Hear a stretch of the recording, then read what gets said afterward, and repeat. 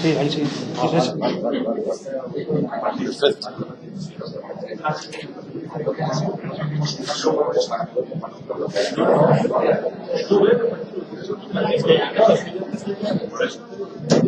Perfecto.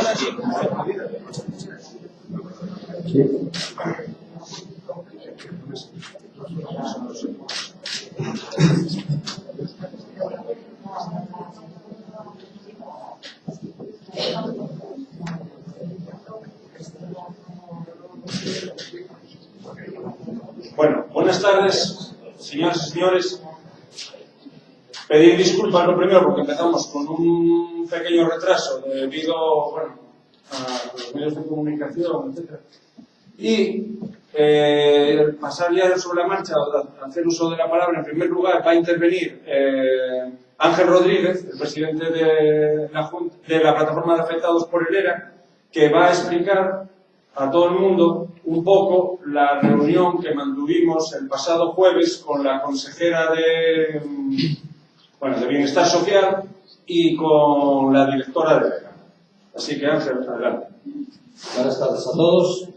Bueno, vamos a explicaros un poquitín por encima lo que fue la reunión y las conclusiones que sacamos de ella.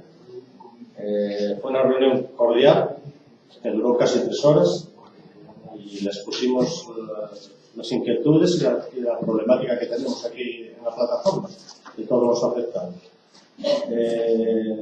Les hicimos unas cuantas preguntas y más o menos al hilo de lo que vayáis oyendo iréis viendo las conclusiones a las que fueron llegando ellos. En primer lugar, le preguntamos cómo se encontraba la situación de los expedientes.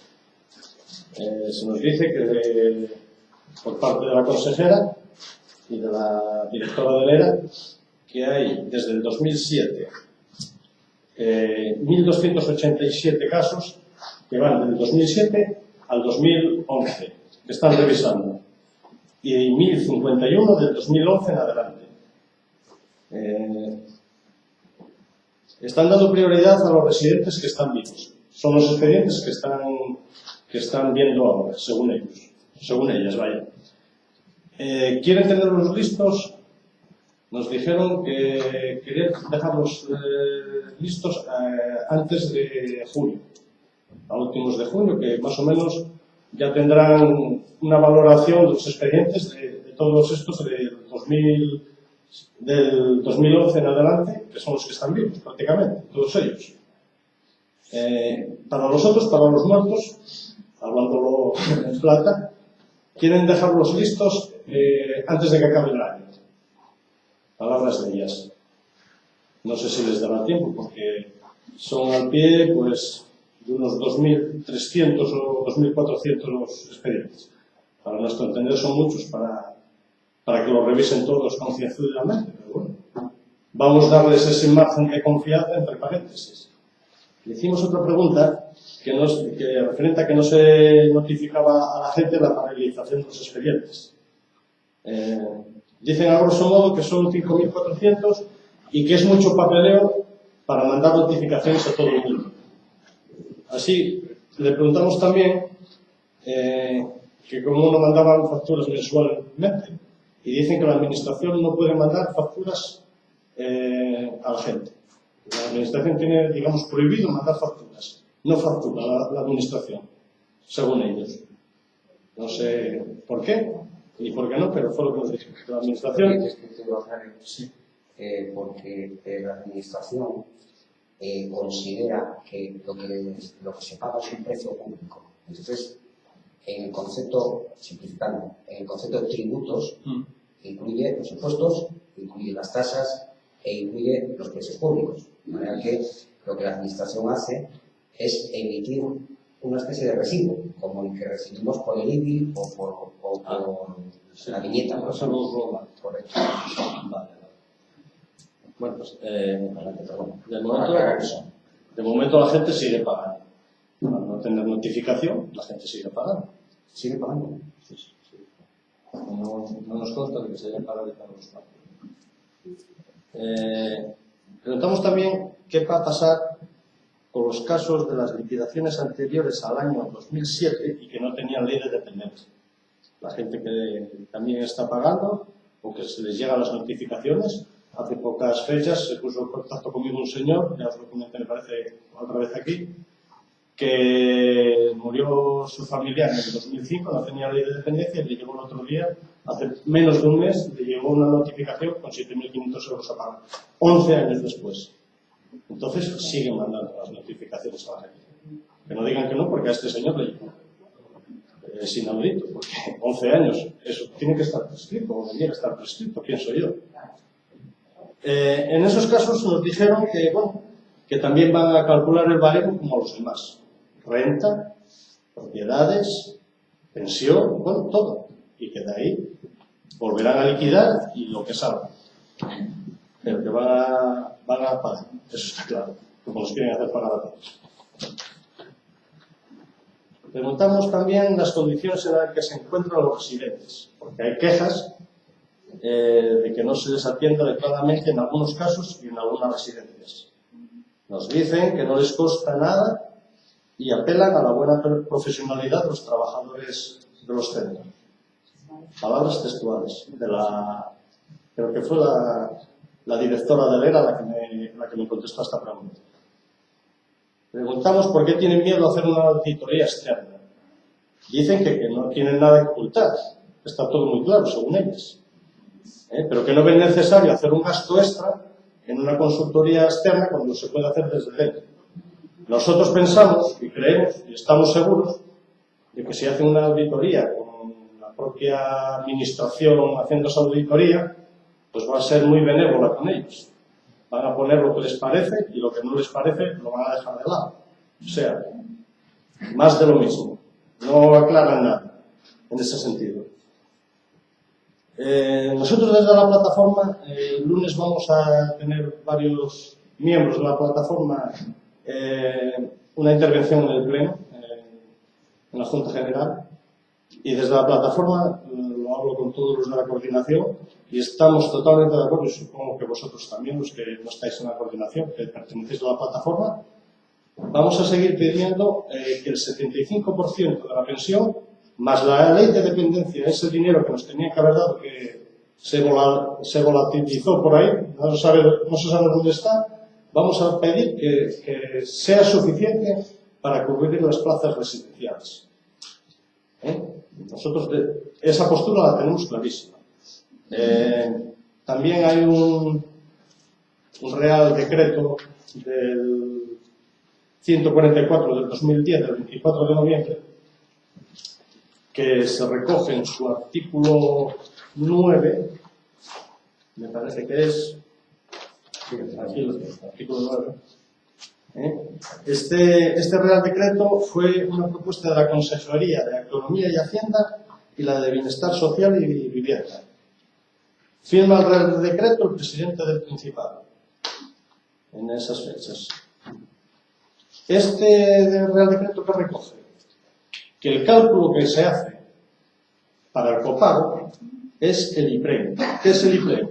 Es un indicador público de renta básica, prácticamente, que es donde se basan para que se paguen becas, ayudas sociales, ayudas al alquiler. Tienen esa referencia, digamos, del IPREM. Es una millonada, son 532 euros con 51. Se los ponía yo en la mano a ellos a ver lo que hacen con ese dinero. Bueno, pues el IPREM se paga el 75% con un IPREM. Con 535 euros pagas el 75% de lo que es la plaza pública. El 75% en la plaza pública, en los casos más graves, que es de 1.438,88, el 75% son 1.079 euros. Cuando esos mismos 532 euros, si es una pensión y pagas el 75%, son 399 euros. Que es lo que pedimos nosotros, que se pague el 75%, como vienen en los contratos de hospedaje. Ellos no metieron ese dinero en la ley de dependencia y nosotros no tenemos la culpa, eso está clarísimo. Lo han golpeado por ahí, por decirlo de una manera vulgar. Y vamos a seguir pidiendo eso. A ver si tengo... Bueno, la conclusión que llegamos después de casi 3 horas de reunión es que aunque fue muy cordial, como os digo, no nos dimos besos, pero bueno, fue cordial. Que estamos en el mismo punto de partida en el que estamos. La administración está en sus 13, no quiere bajarse del burro. Ellos dicen que van a hacer el cálculo y que algo se va a tener que pagar. Hubo un caso de un compañero aquí que estuvimos en la reunión, que se hizo un cálculo a bote pronto, según las baremos que tienen ellos, y pasaba de pagar 40.000 euros a pagar 10.000. Entonces, ellos van a cobrar, o quieren cobrar. Nosotros tenemos que evitar. Le preguntamos también que los casos que ya fueron al juzgado y se perdieron por parte de los afectados, que ya están en vía ejecutiva, si la consejería iba a ejecutarlos remitiéndonos a lo anterior, la consejera, en que se revisarían también todos. En teoría no tienen pensado cobrarlos, en teoría. Pero aquí se puede dar la circunstancia de que si les da por cobrarlos, la propia administración puede ejecutar un desahucio a los propios afectados, cuando la administración tiene que ser la que vele por los derechos de los ciudadanos, independientemente del color político de cualquier administración. Pero si se ponen a las malas y ejecutan, pueden desahuciar a de los que perdieron el juicio. Estamos hablando. Vamos a estar muy atentos a ver cómo transcurre todo. Vamos a seguir nuestra línea, dando publicidad todo lo que podamos a esto, intentando que toda la gente que de momento no se quiere o no se entera de la plataforma que está afectada por estos temas se nos una a nosotros, porque hay mucha gente que está ahí escondida. Yo no sé a qué tienen miedo. Deben tener miedo a salir a la prensa y no tienen miedo a pagar 30 o 40.000 euros. Y vamos a recalcar desde la plataforma, vamos a intentar meter mucha publicidad a nivel de medios informativos para ver si vamos atrayendo a toda esa gente, que son unos 5.400 afectados en todas las estudios, que no es que cada minuto. Bueno,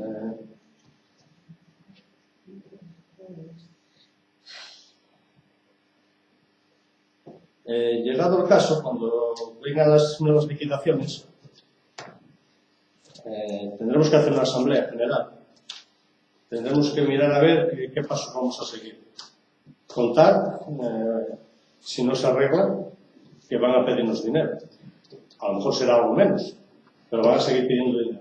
Entonces, llegado a este punto, habrá que hacer una asamblea con todos los afectados y decidir todos lo que se va a hacer. Si vamos a ir a reclamaciones individuales, si vamos a hacer una colectiva, si se puede hacer colectiva, si el que tiene que pagar poco cuando le llegan las liquidaciones, pues pagará poco. Eso ya habrá que hablarlo muy seriamente en una asamblea todos. Pero de momento tenemos que esperar a ver lo que nos dice.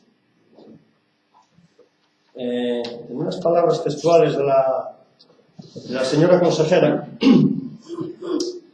le pregunté yo que los expedientes del 2007 o del 2011 que nos querían cobrar, no nos querían aplicar la ley de dependencia, ella dijo que tenía la hipótesis de que jurídicamente, porque tienen que encajarlo todo jurídicamente, que tenía la hipótesis de que sí se podía encajar jurídicamente para aplicarnos la ley de dependencia como al resto. Entonces yo le dije, ¿y si pasa que no se encaja jurídicamente, qué hacemos? Y dije, no, yo estoy segura de que se va a pagar. O sea, de que se va a encajar jurídicamente. Y le dije, ¿y si vamos a ponernos a las malas? ¿Y si no encaja jurídicamente, qué hacemos?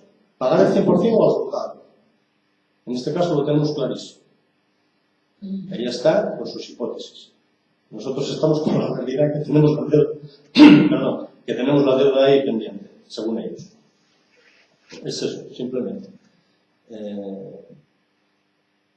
Sí. Básicamente es todo eso. Y nada.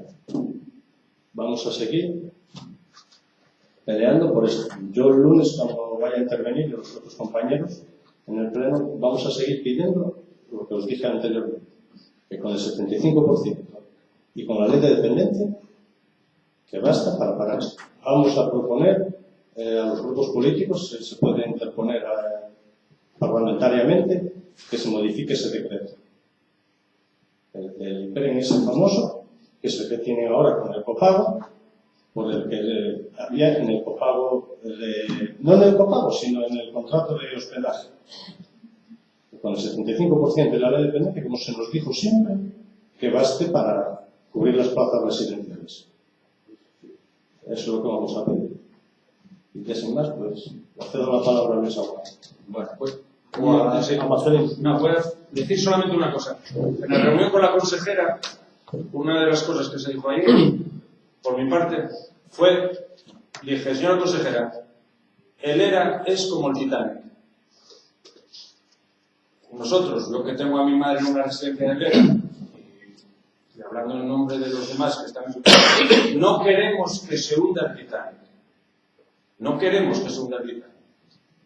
La consejera es la armadora, la propietaria, vamos a decir, del Titanic.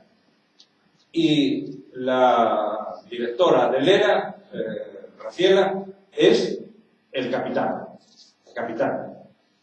Tienen que cambiar el rumbo, porque si no, saben que van contra el iceberg y que se va a hundir. Con mucha gente dentro. De todo tipo. Me da la impresión, por lo que yo vi allí, que si bien hubo receptividad, me dio la impresión que no son conscientes de que va a haber un iceberg, de que van a chocar, van a estrellarse contra un iceberg. Esa fue la impresión con la que salí yo de aquí. Y por decirlo en otras palabras, yo creo que esto en gran parte es por ignorancia, lo cual es más grave todavía. Esto es como si un cirujano se pone, que sería la consejera, se pone a operar, abre, y cuando ve lo que hay dentro, cierra, y dice, no hay nada que hacer. Porque es tal cúmulo de despropósitos durante tantos años, los que se produjeron en el ERA, a todos los niveles, porque estamos hablando de los cobros a las familias de los residentes. Pero ¿y los gastos? Todo el dinero que se gastó, o mejor dicho, se malgastó. Entonces, yo esa era la impresión que les quería transmitir. Como vamos muy mal de tiempo, inmediatamente cedo la palabra a Luis López Aguado, que el título de la disertación, como bien saben ustedes, es Las facturas del ERA, entre comillas, soluciones o demagogia. Lo primero, agradecerles su tiempo. Han venido aquí, hay otras cosas que hacer mucho más entendidas que oímos a nosotros tres. Entonces, muchas gracias y espero poder corresponder a la amabilidad que tienen, pues dando un poco de luz en la medida de lo posible. Que no es fácil, en la medida de lo posible. Antes de venir aquí, estábamos tomando un café, dos personas que están en esta sala, y les comentaba que en el despacho, en el día a día, vemos cosas sencillas, que es con lo que nos ganamos la vida. ¿De acuerdo? Por ejemplo, pues un moroso le puse ese ejemplo, un moroso de las cuotas de comunidad que no paga. Bueno, pues es un tema de procedimiento muy simple. La ley de propiedad horizontal son 24 artículos solamente y está ahí para todo el mundo, lleva muchos años, la puede entender prácticamente cualquiera. Y todo el mundo sabe a qué se tiene, o pagas o no pagas. Cuando nos enfrentamos con la administración y concretamente con este tema, para un profesional del derecho, que estoy acostumbrado, porque para eso cobro, para leer y para hablar, me encuentro con que es una dificultad terrible llegar al fondo del asunto. O sea, ¿por qué estamos aquí hoy? Pues, la normativa que simplifica, Ángel, es que el decreto, no, pero es que hay varias resoluciones, hay un decreto original, que luego veremos. Entonces, ¿qué ocurre? Que no es tan fácil. El primer decreto original en el que hay causa, aparte de esto que estamos tratando hoy, son 92 folios, con su propio lenguaje. ¿De acuerdo? O sea, es que tener todo eso asumido y encajarlo con un acuerdo del Consejo Territorial que viene después, luego con una resolución del ERA que viene posteriormente, después con una nueva resolución en cuanto a cómo hay que pagar. Y es que estamos hablando de 600 folios y que no es fácil digerir. Es más, yo dudo que la consejera los haya leído. Entonces, no por nada, es que hay que dedicar mucho tiempo a eso. Luego hablaremos de la normativa por intentar aclarar un poco las cosas que decía Ángel un minuto. Voy a adelantar otra cosa. Yo no vengo aquí a hacer amigos, voy a decir lo que pienso y habrá cosas que les guste oír y habrá cosas que no les guste oír, pero, en fin, yo es lo que creo y mientras no se me haga cambiar de opinión, pues mantendré mi forma de pensar. Por eso el título es concreto. Primero, las facturas de Vera, entre comillas, porque efectivamente, como bien acabamos de ver, no son propiamente facturas, todos llamamos las facturas, pero bueno, pues es un recibo que pasa a la administración. Y alrededor de eso hay dos cosas que pivotan, ¿no? Que es una solución o la demagogia. Luego aclararemos un poco, vamos a entrar un poco en qué significan las dos cosas, ¿vale? Lo primero, a lo mejor ustedes tienen interés en ver qué pasó aquí, ¿no? ¿Por qué estamos nosotros por qué estamos en el Tribunal Constitucional? No, espero no aburrirles, si no te aburro, por favor, que también pasa al siguiente tema. Estamos en el Tribunal Constitucional no por unas facturas, porque como les dije antes, eso es un tema menor. Es un tema muy grave para el señor que puede perder su casa familiar donde nació hace 62 años. Claro que es muy grave. Pero para el sistema operativo jurídico, eso es un tema que no se puede presentar en el Tribunal Constitucional, que está para otras cuestiones, para otras de más fondo, digamos. Entonces, para poder llegar al Tribunal Constitucional previamente, hay una resolución administrativa que dice a un señor, vamos a hablar de este caso, ¿no? Concreto, que es muy seguramente como el de sus amigos. Una resolución administrativa que dice, usted debe aquí esta cantidad de dinero. ¿Pero qué me está contando? Yo no debo, ¿cómo voy a deber yo ese dinero? Es más, es que no lo gano ni en 20 años trabajando. Entonces, se recurre la administración, que ya no es era propiamente, ¿no? La administración, que ya veremos luego más adelante si nos da tiempo, desestima el recurso, pero tampoco complicándose la vida, no porque la ley dice que usted tiene que pagar. Ya está, por simplificarlo. Se vuelve, digamos que hay en este caso hubo dos posibilidades de recurso, porque primero hay una propuesta de resolución que se informa a ustedes, después ustedes podrán recurrir o no, pero hay una resolución donde dice que deben pagar. Consecuencia de todo eso es que se agota la vía administrativa, o sea, ya no hay más posibilidad de recurrir, de impugnar, de rechazar esa resolución, y ¿qué queda? La vía judicial. ¿Qué se presenta a la vía judicial ordinaria de lo contencioso? Un juzgado de Oviedo de primera, no se puede llamar de primera instancia en puridad, pero vamos a llamarlo así. Es un juzgado donde puedes ir con un asunto como este, por la cuantía de mi cliente y posiblemente por lo de muchos de ustedes, sin procurador. Basta con un abogado que quiera hacer ese trabajo de abogado y de procurador.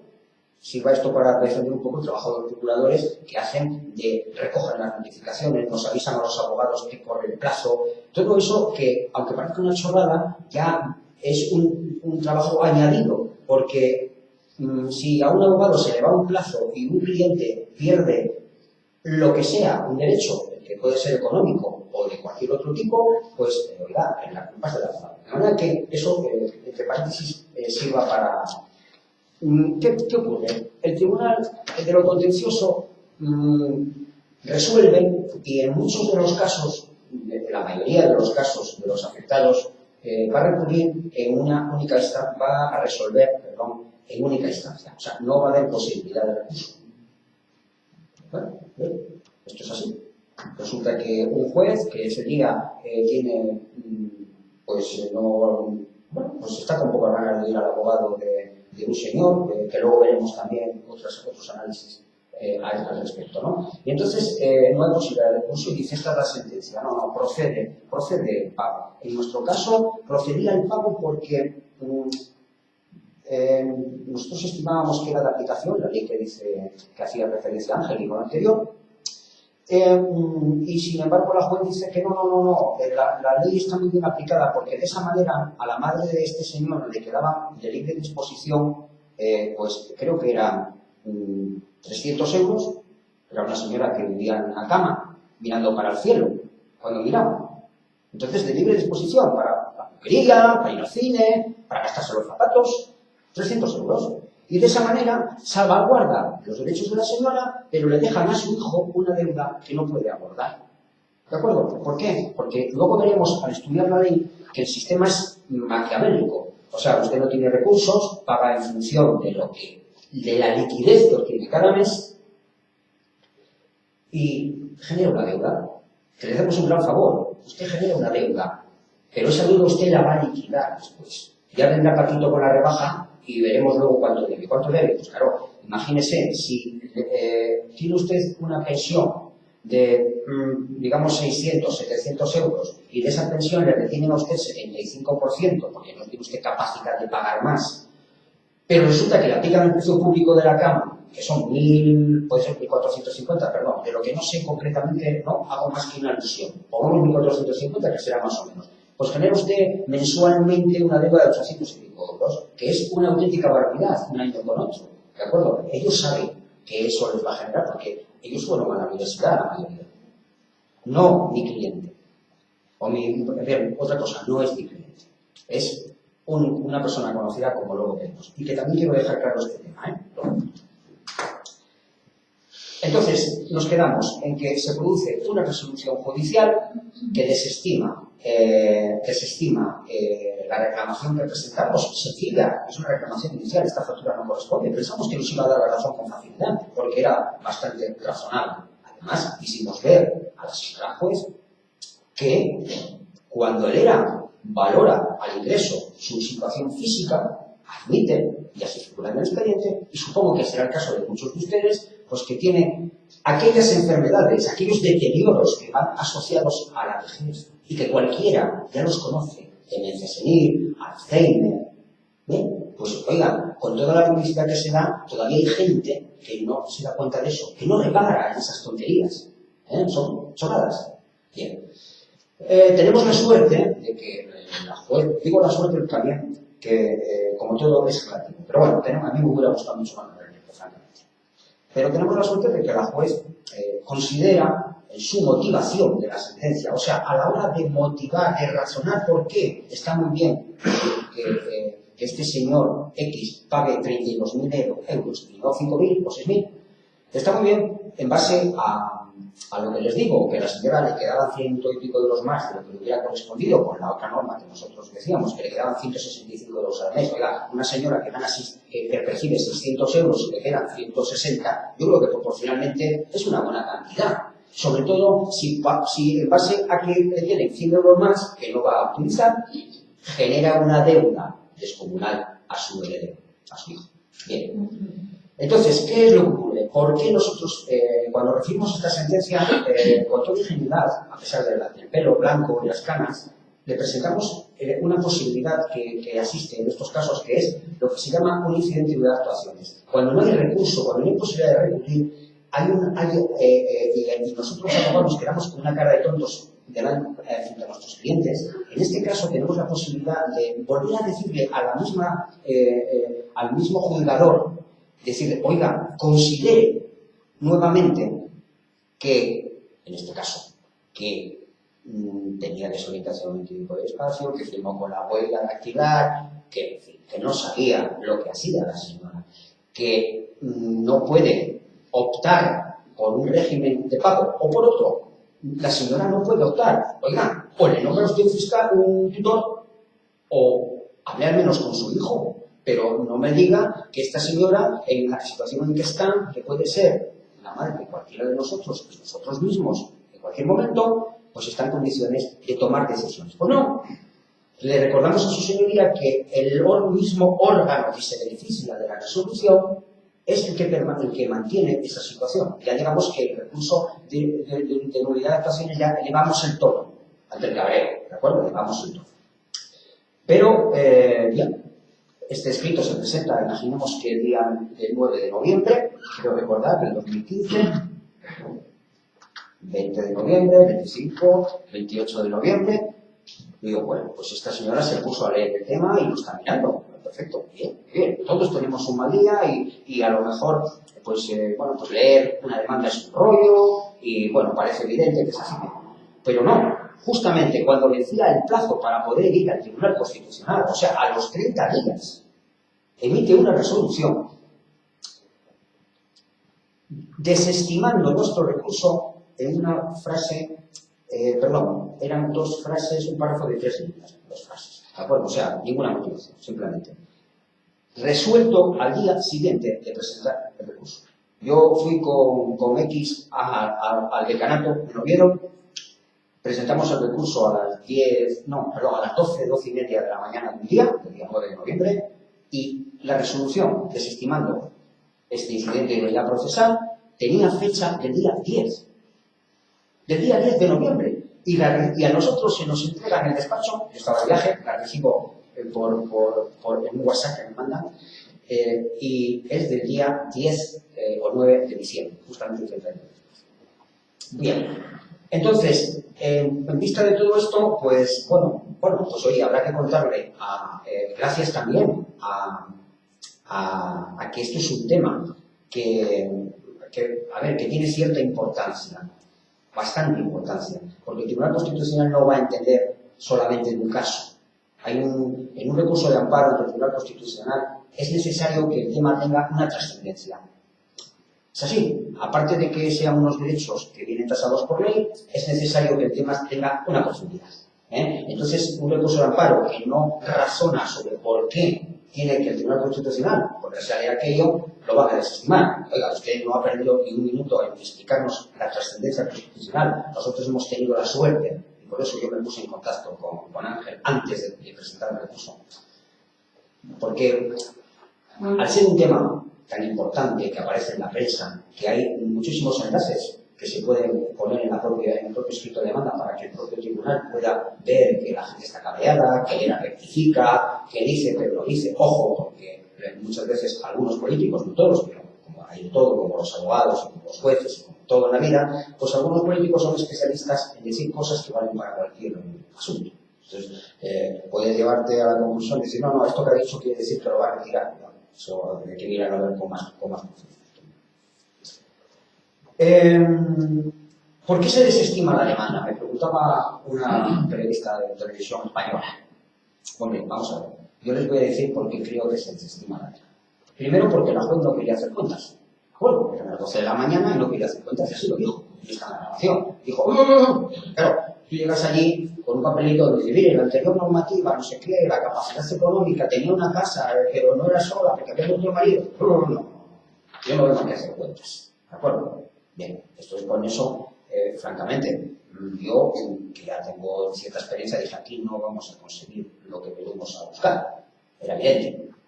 Hombre, se puede ser niño, se puede creer en los Reyes Magos, pero yo ya dije no. Más en el trámite de conclusiones, que al final de la vista, si tienes la posibilidad de decir algo, yo las elevé definitivas porque no había más que hablar. Había que pensar ya en otras cosas, ¿de acuerdo? Bien, primero por eso, porque la juez no tiene ganas de hacer cuentas. Puede darse la circunstancia de que te encuentres con un juez que sí tenga ganas de hacer cuentas y las haga y vea que efectivamente, si estamos diciendo, acabamos de decir ahora, que no es una factura, que es un tributo, ¿cómo se puede considerar que beneficia al usuario un tributo 25.000 euros más por euro? O sea, que eso no puede ser. Si fuera una factura, bueno, pero es que un tributo, o sea, algo que se tributa, que es un precio público, pero bueno, en fin, eso es un tema menor. Gracias a Dios arreglado ya, Como luego les diré que está arreglado, en parte a mi cliente ya le he dado la posibilidad. A mi cliente no hay X.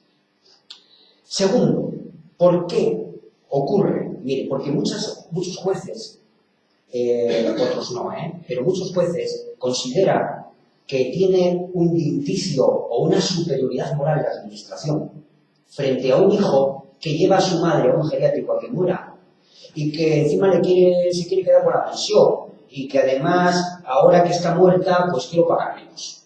Entonces, a ver, no, gastos personales. Eso, cuidado, no es ninguna tontería y eso es muy importante. De hecho, el abogado de la administración, que por otra parte es conocido, nos vemos porque él está allí toda la mañana, y yo muchos días entro un juzgado en otro y nos saludamos y hablamos de todos los temas, El abogado de la Administración, bien que hizo aquí en la vista, metió bien la mano por su profesión, y yo eso no le puedo decir nada, me parece súper profesional, que le abre la ojos. Hombre, es que claro, no podemos estar aquí a lo que digan los hijos, ¿eh? O sea, y que la señora mientras estaba, le dijo dónde qué hacía. Bueno, pues no, no es el caso. El hijo estuvo con su madre. El hijo estuvo con su madre, hijo único, que vivía en la casa familiar, en el campo, y estuvo con su madre hasta que no pudo con ella. Como comprenderá, cuando la llevó a la residencia, le digo, ¿cómo la llevó? Pues es que ya no sabía ni cómo se llamaba la señora. Bien. Por eso se perdió este caso, porque en los juzgados no existe justicia divina, es una justicia material. Y esa justicia material, pues, depende de que usted tenga pruebas, depende de que, oiga, el fulano mató a no sé quién, pero sigue por ahí, bueno, pues que no hubo pruebas para meterlo en la cárcel. Y aquí pasa igual, depende del juez, depende de la habilidad del abogado, por supuesto. Muchísimas circunstancias y al final obtienes una sentencia. Y dice, bueno, lo dijo un juez. Claro, lo damos por bueno porque es el mundo así, yo no voy a discutir. Como ven, me van a perdonar, leo muy poco, casi todo lo que digo lo digo porque me sale del corazón y no necesito leer, pero lógicamente tengo que, para que no se me pase nada, de vez en cuando volver aquí. El otro día recibí una llamada, la semana pasada, recibí la llamada. Por favor, ¿me puede decir por qué se desestimó el recurso? ¿El recurso de cuál? ¿De qué está hablando? El recurso de... A ver, nosotros teníamos una sentencia desfavorable porque la juez se manifestó, se pronunció en el sentido de que como el sistema que generaba una deuda descomunal, la usuaria tenía 100 euros más al mes de disposición. ¿De acuerdo? Sobre una cantidad, o sea, que con nuestras cuentas, desde luego la administración de mala leche puso y se va a juntar mal. Bueno, se le hicimos ver a la juez, porque lógicamente el abogado contrario también tiene su derecho a intentar falsear los datos. No había computado las pagas extraordinarias. Claro, las pagas extraordinarias hay que sumarlas. Bien, pero claro, si el juez no tiene ganas de echar cuentas, ya lo iba a formar, ¿o no? Bien, entonces, en principio por esa razón. Y porque consideró que la señora, como no dijo lo que quería, ¿vale? Bien. O sea, no dijo lo que quería. ¿Cómo haces ahora la señora? Oiga, por favor. ¿Esto qué es? ¿Una asamblea? Bueno, perdón. Luego habrá un turno de palabras. No, a ver, disculpa. Disculpe, bien. Vamos a ver, luego ¿Hay un turno de palabras? de todas maneras, simplificar. La sentencia se motiva de esta manera, vulnerando el derecho fundamental de esta señora que tiene una incapacidad para poder tomar un hecho, como le dice esta señora, y el incidente de nulidad no dice nada, simplemente dice que que todo lo que alegábamos, en visto que les estoy diciendo, que la señora había que haber llamado al fiscal, de que entró como la condición que entró, que no como iba a poder tal, dice, oiga, esto haberlo dicho usted antes, que demuestra que no leyó la demanda. No la leyó, pero cuidado, no se sorprenda. Los jueces no leen las demandas. ¿Por qué? Porque, como decíamos antes, tiene mucho que leer. ¿Qué hacen? Se ilustran en la vista, en el juicio, en el propio juicio. ¿Qué ocurre? Que en el propio juicio, el abogado normal que ha demandado, en este caso, este señor que tienen ustedes aquí, lo que hace es, nos ratificamos, señoría, en el escrito de demanda. Damos la palabra al abogado contrario. A ver, nos ratificamos en el escrito de demanda y sabemos que el juez no lo ha leído. Se va a quedar con lo que ve en la vista. Y lo que ve en la vista es que el que tiene la oportunidad es el abogado contrario que va a responder sin haber escrito nada, o habiendo escrito lo que quiso, pero que puede, en cualquier caso, corregirlo en ese. ¿Dónde quiero llegar?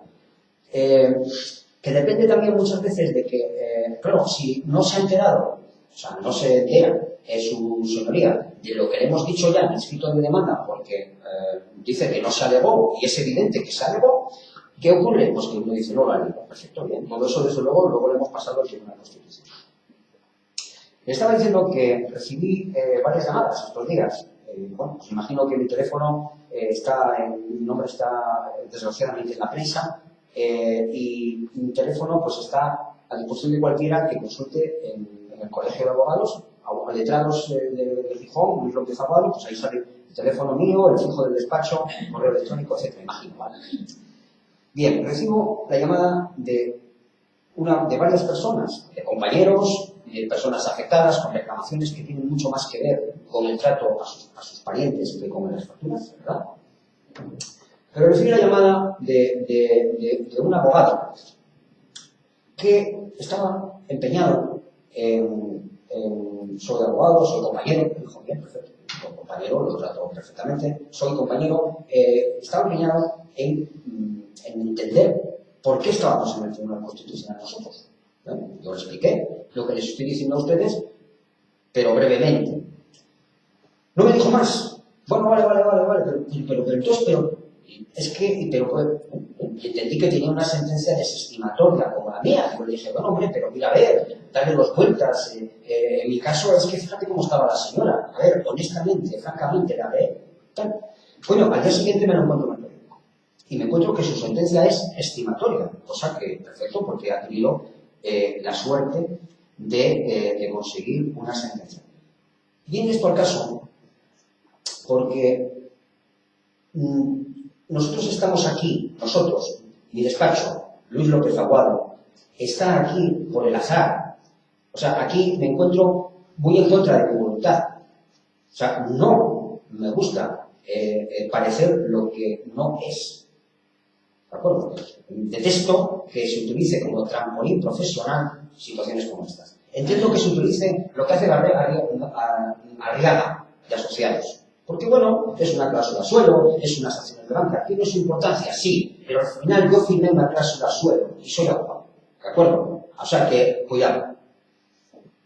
Pero esto no es lo mismo. Es lo mismo en cuanto a la ilegalidad, el vicio del consentimiento de firmar algo. Si me permiten, entiendo lo que les quiero decir. Pero no tiene nada que ver con el fondo.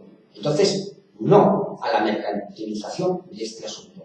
Antes de venir para aquí, pensaba decirles a ustedes que estaba a su disposición, dejarles unas tarjetas, no lo voy a hacer. ¿De acuerdo? Cualquier cosa, hablen ustedes con ellos. Pero lo digo porque, además, es que coincide, también para venir para aquí me he encontrado con unos compañeros y me ha cabreado bastante el asunto, ¿no? Decía Oscar Wilde que cuando los dioses nos quieren castigar, nos conceden lo que les pedimos. Bien, entiendo que en el caso de un abogado que gana un pleito, pues está cabreado porque lo ganó, es lo que quería y lo consiguió. En mi caso hubiera querido ganar el pleito y me encuentro en esta situación. Que he aprendido mucho, profesionalmente y humanamente. Duele ser vencido. Yo no he olvidado nunca, cada vez que pierdo un pleito. Los recuerdo todos. Unas veces ha sido porque teníamos la razón a medias, pero resulta tal que casi nunca la tiene nadie. Y otras veces ha sido por una clara injusticia, incluso a veces venganza, ¿no? He tenido una vez una ejecución provisional de una sentencia provisional porque estaba en apelación, en audiencia, y la juez, se lo está diciendo más de un día, embargó las cuentas de una sociedad que facturaba 35 millones de euros. No podía pagar ni las nóminas. Es una venganza. Porque como abogado, yo sé lo difícil que es cobrar una deuda de 3.000 en ejecución, de 3.000 o de 4.000, ¿de acuerdo? Entonces, aclarado este asunto. Vamos a hablar ahora brevemente del tema de la ley. Nosotros vivimos en una sociedad que está en nuestro sistema político, el contexto político en el que nos movemos, y yo hablo, no tengo una línea oficial de pensamiento, digamos que hablo con total libertad, pero es evidente que vivimos en una sociedad donde prima el voluntarismo. ¿Qué quiere decir esto? Priman más las ganas de hacer cosas. Los políticos tienen ganas de hacer cosas, de hacer calles, de hacer cosas que se vean, de ofrecer, de prometer. Y yo no voy a entrar en hacer ninguna valoración, pero hay más ganas, más voluntad que razón a la hora de hacer la ley. ¿De acuerdo? Y yo no digo que las leyes no tengan que tener también voluntad, pero no puede ser puro voluntarismo. Porque, ¿qué nos ocurre? Que tenemos una ley que no se puede cumplir. Si no se puede cumplir, generamos una inseguridad jurídica, que es lo que nosotros tenemos aquí. Tenemos inseguridad jurídica. Ahora parece que empieza a haber menos, pero tenemos inseguridad jurídica. Entonces, es importante gobernar conforme a la ley que haya surgido de la razón, en el sentido de un razonamiento honesto, que no gobernar solo en base a una ley que surge de un voluntarismo imposible que raya en el capricho. No, eso no puede ser. ¿Qué pasa? Normativa. Yo llego aquí, voy a intentar poner un poquito más para no darle la cabeza. Me envía Marcelino, que recibe su madre, yo no sé, le pregunté en un correo, esto quién lo recibió, como yo estoy acostumbrado a que las notificaciones las reciba un conserje, pero bueno, no sé si lo recibió su madre, si se la dieron a él, no, yo te lo he preguntado, pero bueno, te lo pregunté, pero no hablamos más del tema. Esta resolución, esta notificación que recibe la madre de Marcelino, dice claramente dos cosas. Primera, desde la fecha en que el derecho a las prestaciones del sistema de atención a la dependencia fue efectivo, hasta el día 1 de julio del 2013 será de aplicación el régimen económico del decreto que decía antes Ángel 144.10. Desde el 1 de, ya tenemos, desde la dependencia hasta julio del 2013, ya sabemos que van a aplicar lo que nosotros le pedimos a la juez que aplicará. Solo eso. Así de sencillo. Ahora Elena ya le dice que es así. ¿Cómo no va a devolver? ¿Cómo va a aportar? Bueno, podría darse el caso. Habría que mandarle un escrito a la juez para que lo vea. Esto ya dice qué es lo que hay que aplicar. Luego veremos, porque, y si no en otra ocasión, porque no tengo problema en volver, analizaremos la ley, porque es también importante, digamos, hacerla un poquito más asequible al entendimiento de las personas que no estáis acostumbrados, aunque a lo mejor ya lo mismo. Y desde el 1 de julio del 2013, ese decreto queda derogado porque es insostenible. Dicen que es insostenible. Vale, yo no voy a entrar en si eso no es. Yo digo lo que dice, y luego veremos por qué. Entra una nueva forma de entender el servicio, de entender la capacidad económica y de entender el pago que hay que hacer. Aparte de esto, pues se requiere a la madre de Marcelino para que aporte toda la documentación, datos fiscales, hacienda, no sé qué, para que ellos puedan hacer el cálculo o en caso de que no lo aporte, pues que les firme una autorización para tal. ¿Esto es correcto? Es correcto. No, o sea, no hay que, por eso porque no hay que mosquearse, es un informe. Pero bueno, es tan sencillo como para decir, les permito que ustedes lo hagan, aquí déjenme tranquilo, no pasa nada. ¿Por qué? Porque las administraciones no se comunican. La agencia tributaria no pasa esos datos, salvo algunas veces que vamos a meter que aparecen datos de personas, pero lo normal es que no comuniquen. Bien, entonces, normativa. Tenemos esta notificación que me la envía Marcelino y por aquí, un fin de semana, empiezo a bucear. Porque dice que mediante la resolución del 19 de abril del 2016, vamos a buscar la resolución. Porque el decreto 10 de edad, vamos a buscar el decreto. Y llegamos al punto de origen, que nace en el 2012. Hay un decreto, por simplificar, que no es autonómico. Un decreto es un decreto ley, creo que es, del Gobierno de la Nación, agobiado por la situación de crisis, porque se le va el dinero por todas partes.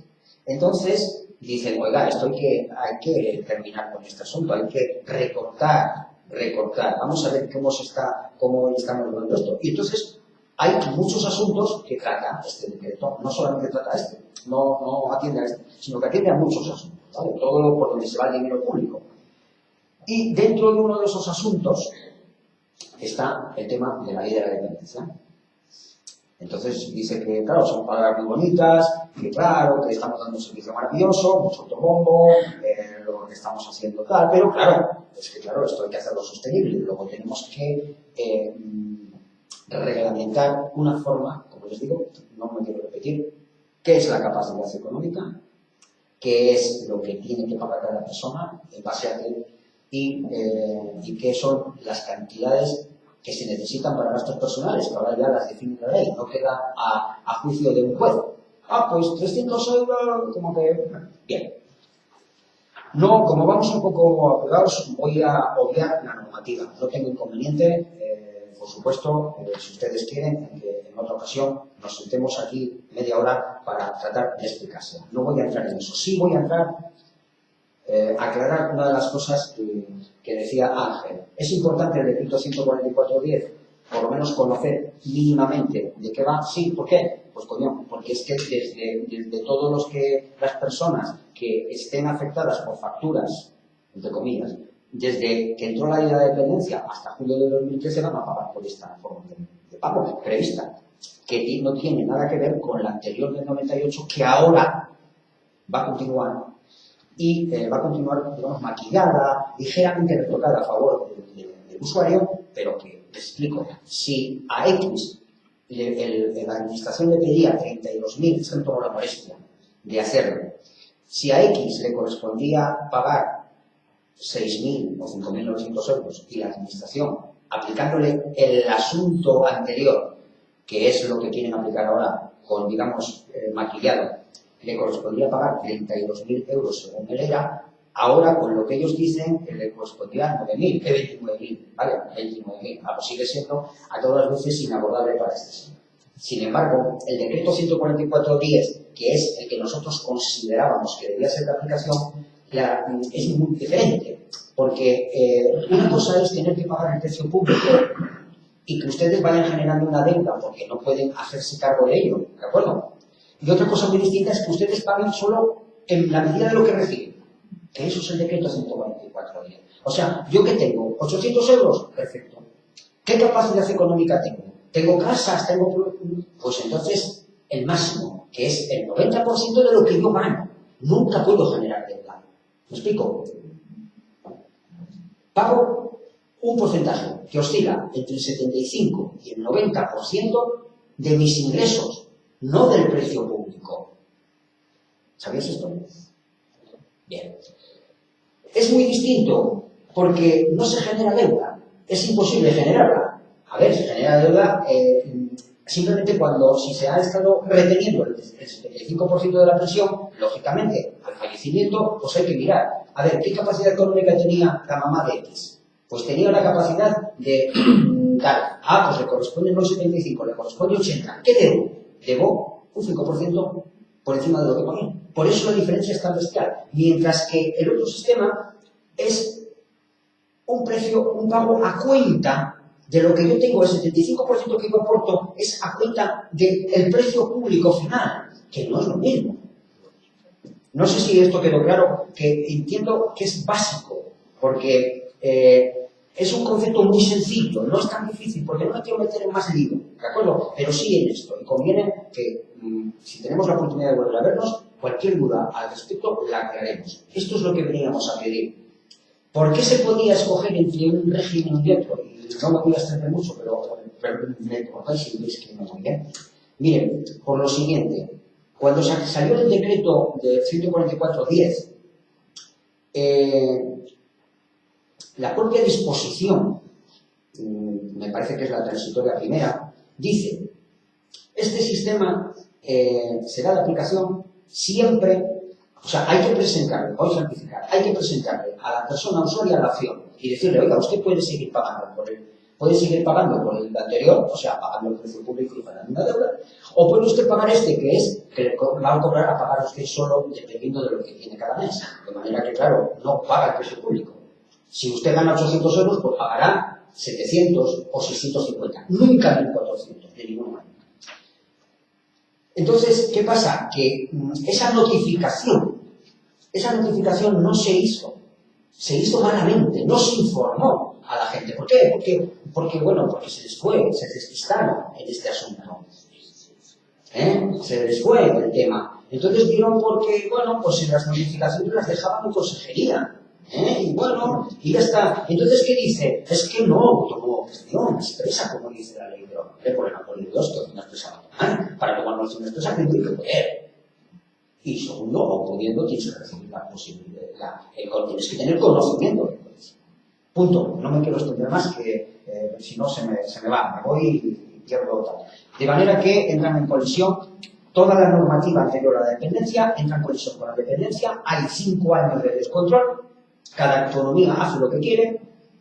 Aquí pues salió el decreto 144 tal, en Andalucía el 127 no sé qué, esto es un desastre, y entonces viene el decreto del gobierno y dice, hay que poner orden. eso lo llevan a un consejo territorial que es especialista en la dependencia y dice, no, pongamos orden. Esto es acá, esto es aquí, eso circula, llega a aquí y aquí dice, uy, tenemos autonomía pero para poder decidir, pero bueno, esto viene de Madrid, esto hay que asumirlo y esto está resuelto. Ya se sabe, yo sé cómo se va a cobrar en el futuro. Y cualquiera puede saberlo si profundiza en esto. Bien, dejamos este tema de la ley que tiene una derivación por lo que voy a decir seguidamente, pero que, a ver, hay dos cosas. O ustedes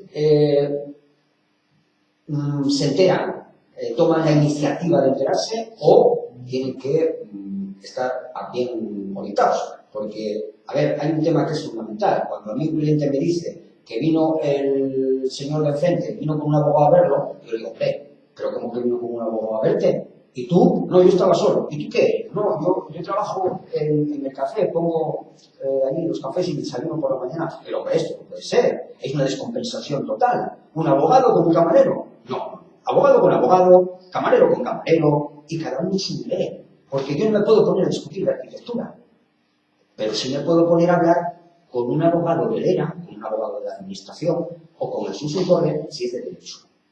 Vale. Bien. Quiero aclarar un tema que ni los propios jueces conocen. ¿Saben lo que es? Que las personas mayores no están en una residencia. No. ¿Cómo que están en una residencia? Las personas mayores tienen su domicilio en una residencia. Y eso tiene muchas consecuencias. Y en mi vida profesional de abogado, que a veces a mi plecto no se van a pensar que no va como esto, pues he tenido que hacérselo ver a su señoría. Recordarle que cuando, por ejemplo, en una residencia alguien pone una demanda porque no había médico, yo le tengo que decir a su señoría, oiga, pero ¿por qué tiene que tener la residencia pública? Este señor tiene su domicilio en la calle no sé qué, los monumentos, y tiene un centro de salud. ¿O es que se pierde el derecho a la sanidad pública en este país porque se tienen 90 años y se vive en una residencia? No, el derecho a la sanidad pública lo tiene todo el mundo.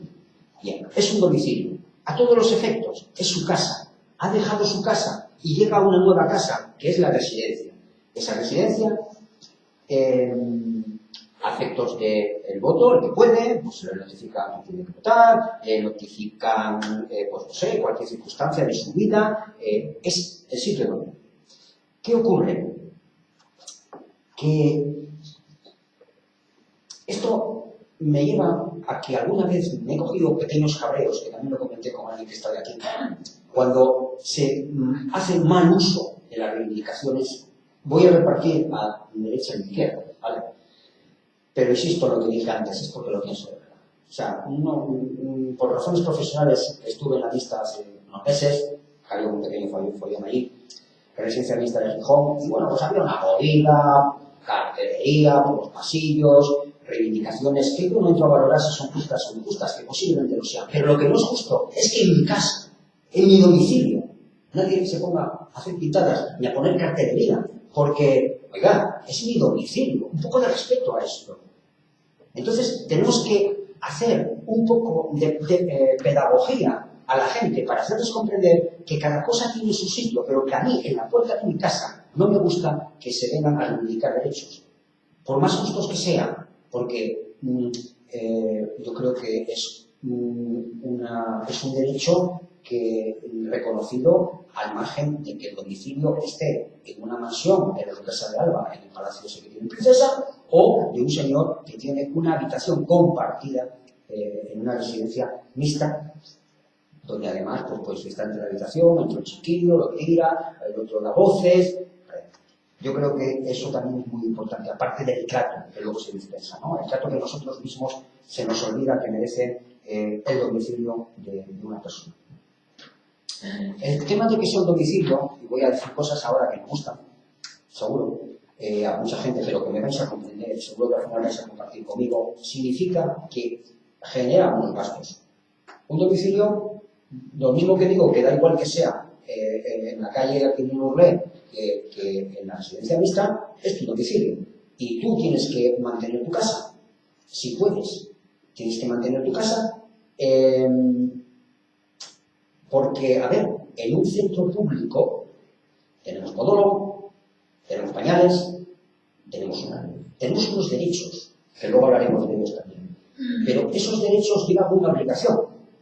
Yo no voy a entrar aquí a qué es lo que hay que pagar, pero lo que no podemos es no querer pagar, porque eso es una injusticia para el que tiene una casa y no se le paga nada. Eso tenemos que tenerlo claro. Otra cosa es que vamos a entrar brevemente en un análisis muy superficial, por ejemplo, de otra manera, en hasta dónde nos lleva esa obligación de pagar, qué es lo que tengo que pagar y qué es lo que no debería de pagar. ¿De acuerdo? Hay una ley del anciano que yo sepa hasta hoy no está derogada, que es del año 1991, que define, cada autonomía tiene su propia legislación, que define los derechos, ¿no? Entre ellos pues, está el derecho de formación, derecho que como en este caso, y muchos de esos no se dio, y que están, ¿no? Trato digno, una alimentación como Dios manda, sanidad pública, una coordinación sociosanitaria, fisio, podólogo, enfermería, todo esto, lógicamente, es un gasto que hay que pagar. ¿Qué pasa? Que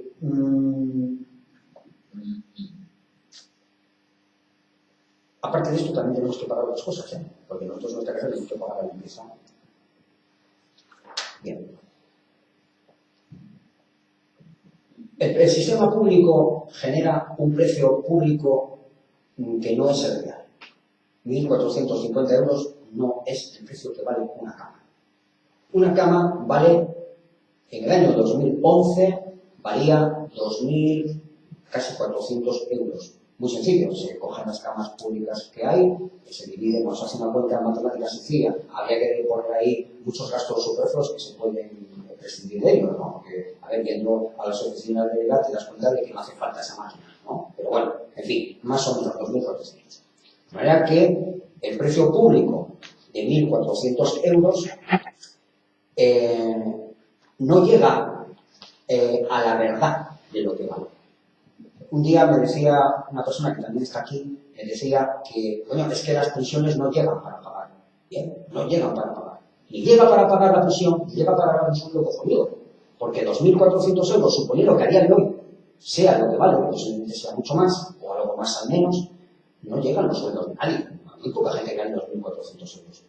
Sin embargo, ahí están las camas. Y yo me alegro de que en este país haya miles de personas que gastan en su vida 2.400 euros y que se lo pueden permitir. Porque hay un sistema de bienestar social. Y ese sistema de bienestar social se fundamenta en una moneda que tiene dos caras, derechos y obligaciones. Punto. El que no tiene, no paga. Porque el que tiene una pensión de 300 euros no va a pagar nada, ni va a generar deuda de nada. Pero lo que tampoco puede admitirse es que haya gente que llega al servicio público y, haciendo casos extremos, que los hemos visto, haciendo un alejamiento de bienes, llevándose los hijos las cosas, dejando que a sus padres los mantengan ustedes. Y eso no puede ser tampoco. ¿De acuerdo? Eso conviene recordarlo. Sobre todo cuando queremos exigir nuestros derechos, tenemos que recordar también nuestras obligaciones. Y esto que estoy diciendo ahora, en parte, es por lo que muchas veces ahora ustedes han cogido una dignidad, ¿no? Y todo el mundo la gente en general, pues les ven a ustedes de otra manera, ¿no? Pero bueno, dejar a tu padre en la cama, en la residencia y luego tal, es lo que les decía antes, ¿no?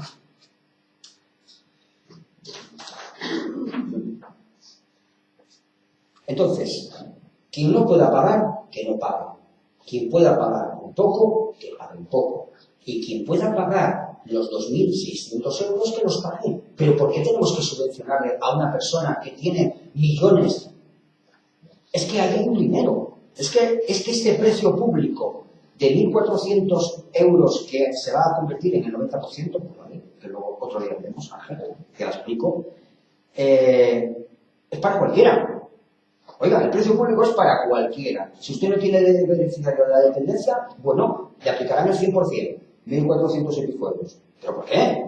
Oiga, si el precio real son 2.500, no son 2 años, es lo que vale. ¿Por qué? Pues porque mantener un sistema como está la gente, mal o bien, pero en general, porque malas personas hay en todas las profesiones, pero en general aceptable, pues eso lleva unos gastos. ¿Mala gestión? Pues posiblemente sea una mala gestión, la gente pues no hace todo el trabajo que tiene que hacer, unos lo harán, otros no lo harán. Bueno, no vamos a entrar en eso, pero el precio es ese. Y los precios, las cosas, no se pagan solas. Las cosas, que ahí viene el voluntarismo. Hágase gratis. Hágase que no se pague, ¿no? Hágase, pero 2 días. Al 4.º día hay que pagar. Para terminar, ya no les entretengo más, porque la verdad, como no leo, el problema es que me pierdo y a lo mejor voy más deprisa, me detengo más en algún asunto que en otro. Para terminar, de forma totalmente desinteresada, porque me gusta mi trabajo, necesito trabajar para comer. No es que yo no soy un abogado de infantería, un abogado contumaz, luchador, ¿de acuerdo? Y es difícil de entenderme. Pero no estoy aquí, y esto quiero dejarlo muy claro, para regalarle los oídos y para hacer amigos. Estoy aquí para decirles lo que yo creo. Hay muchos abogados y habrá otra gente que lo habrá estudiado y que les podrá dar una segunda opinión como la del médico. Esto no quita para que cualquier cuestión que tengan, yo al principio hoy pensaba, pues no sé, dejarles un teléfono, dejarles unas tarjetas, no lo voy a hacer.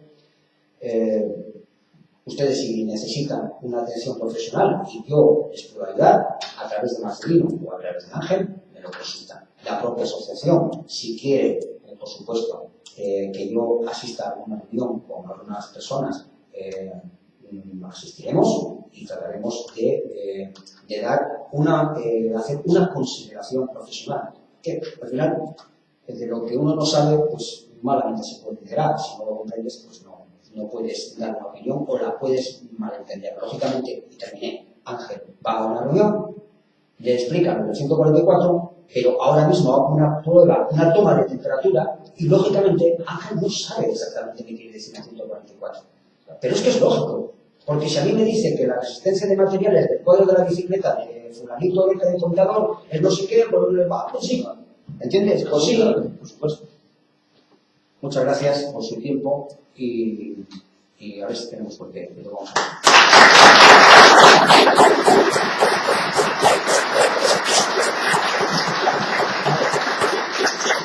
Bueno, ahora si quieren hacer alguna pregunta o como siempre. Sí. Carmen, adelante. Una pregunta que no sé si a lo mejor yo la respuesta.